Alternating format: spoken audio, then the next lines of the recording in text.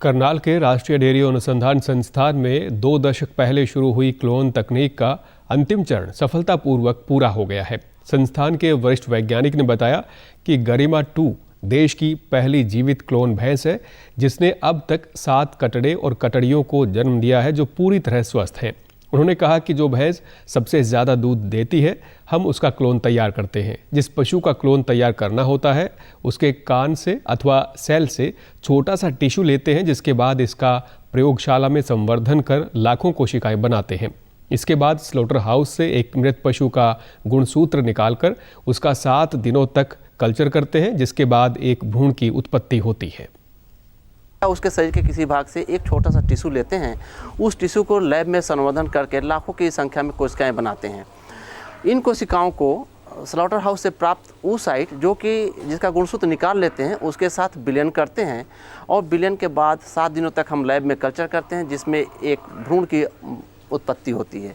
ये भ्रूण हम सरोगेट एनिमल में ट्रांसफ़र करते हैं।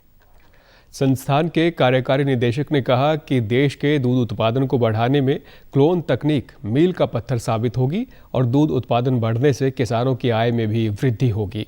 उन्होंने कहा कि संस्थान ऐसी स्वदेशी तकनीक पर भी काम कर रहा है, जिससे हम पशु से अपनी इच्छा अनुसार केवल मेल अथवा फीमेल बच्चे ही ले सकते हैं। ये प्रयोग अंतिम चरण में है। मैं NDRI की तरफ से ये बताते हुए सभी को ये बड़ा हर्ष के साथ बता रहे हैं कि 7वां बच्चा पैदा होने के बाद वो नॉर्मल है, और साथ साथ मैं ये भी बताना चाहता हूँ कि ये 7 में से ये चौथा जो है फीमेल है, 3 हमारे मेल हुए थे। पिछले 2 दशक का जो एक एप्रीहेंस था क्लोन एनिमल का, वो आज ये प्रूव हो गया आफ्टर 7वां बच्चा पैदा करने के बाद हमारी गरिमा 2।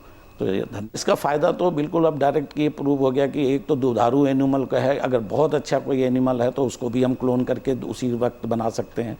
और दूसरा ये है कि अगर कोई जो हमारा जिससे हम सीमेन लिखते हैं, बुल होते हैं, बुल की बहुत इंपॉर्टेंस है, क्योंकि देश में AI हमारे को करना है और बुल की सीमेन की हमेशा वो रहती है।